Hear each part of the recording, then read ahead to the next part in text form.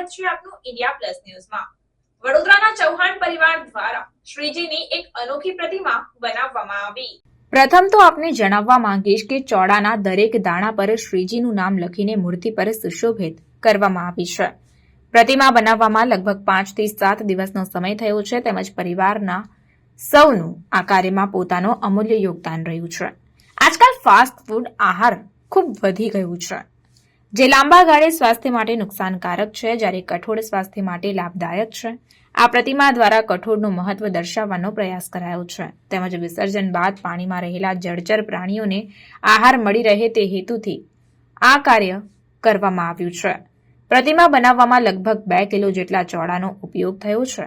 આવી પ્રતિમા સૌપ્રથમ 1993માં બનાવેલી હતી, જે ચોખા, તલ અને ચણાની દાળનો ઉપયોગ તેમાં કરવામાં આવ્યો હતો, જેમાં ચોખા પર શ્રી ગણેશાય નમઃ લખવામાં આવ્યું, તેમજ તલ અને દાળ પર ઓમ લખેલું હતું। ત્યારબાદ વિષ્ણુ સહસ્ત્ર નામાવલી, શંકર સહસ્ત્ર નામાવલી, ગણેશ સહસ્ત્ર નામાવલી, ગાયત્રી સહસ્ત્ર નામાવલી, ગાયત્રી મંત્ર, જય દશામાં લખેલી મૂર્તિઓ બનાવી હતી, અને દરેક દાણા પર શ્રીજીનું નામ લખવાથી લઈને પ્રતિમા પર સુશોભિત કરવા સુધી લગભગ અસંખ્ય વખત શ્રીજીનું સ્મરણ થતા જાપ થયું છે।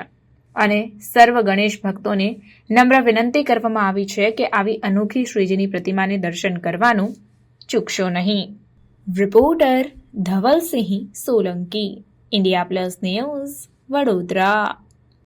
અમે દર વર્ષે કઠોળ ઉપર લખીને, ચોળા પર લખીને મૂર્તિ બનાવીએ છીએ।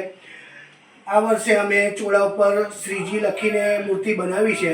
આ મૂર્તિ બનાવવાનો અમારો મેઇન ઉદ્દેશ્ય એ છે કે આજે લોકો ફાસ્ટફૂડ તરફ પ્રેરાય છે, એની જગ્યાએ લોકો કઠોળ ઉપર આવે। ફાસ્ટફૂડ આપણા સ્વાસ્થ્ય માટે હાનિકારક છે, જ્યારે કઠોળ આપણા સ્વાસ્થ્ય માટે એકદમ ફાયદાકારક છે, એ ઉદ્દેશ્ય છે। અને અમારો બીજો ઉદ્દેશ્ય એ છે કે જ્યારે આ વિસર્જિત થશે મૂર્તિ, પાણીમાં જ્યારે જશે તો જળચર પ્રાણીને પણ આહાર મળી રહેશે।